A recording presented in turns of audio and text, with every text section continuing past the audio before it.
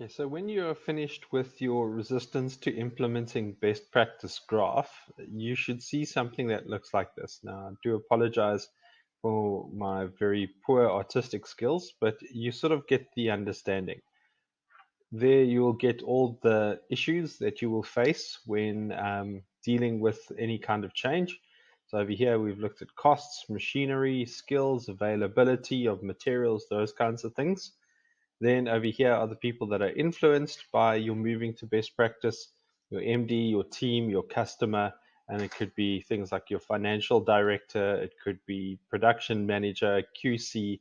So whoever's impacted by the decisions that you're making when you're moving from current practice to best practice. So this is more or less what it would look like, and it just gives you a good idea.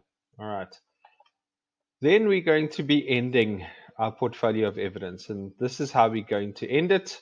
We're going to just do a bit of an overview in terms of what you have done through this phase. So let's go to our workbook, okay, and let's actually go straight to our portfolio of evidence.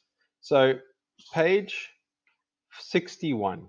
Page 61 is the team feedback and recommendations.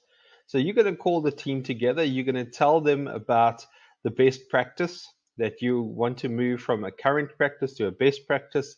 You're going to talk about your productive factors and what you want to change and how you want to change it. Obviously, you're going to be doing a survey or an interview or some kind of fact finding mission. Then you're going to put together an action plan. So all of this is going to be brought into a presentation that you're going to do for your team or for your manager. It's up to you how you want to do it. Then your team will rate you on this little uh, feedback sheet. So you'll see there's a whole bunch of statements. And so your team will then mark you based on those statements. So 5 being absolutely wonderful, 1 being really just covered the point. So they would then give you some kind of feedback. They would put down their names and their signatures. All right. So you'll see team name, date, and signature. And so that's before implementation, after implementation. So gather them before, gather them afterwards, and let them tell you about what they saw when you were able to implement that plan. Then obviously your manager's name and your manager's signature. You're then going to do a report back after you have done some kind of implementation. And so that's going to be put down in the best practice implementation report. So you'll see this is a report made by, and you'll put your name there and you sign. Then whoever you're going to present it to, you make it to them and you're going to sign. Now you tell me the results of what has happened when you moved from current practice to best practice. So tell me the results. Tell me the tangible changes that you have been able to see, any kind of quantifiable or anyway quality changes that you have been able to see.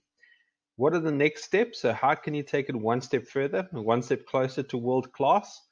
And if you've had to implement any contingencies in the meantime. So those are the things that you're going to have to focus on as you report back on your best practice implementation. It's a couple of extra lines for you. So if you've got lots and lots of quantifiable or tangible changes that you've seen, well, there's lots of space for you to fill those in. Right at the end, your manager's name, your manager's signature. And then, ladies and gentlemen, you are done with this module. We're going to be doing just a couple of things just to make sure that you've completed everything just for compliance's sake.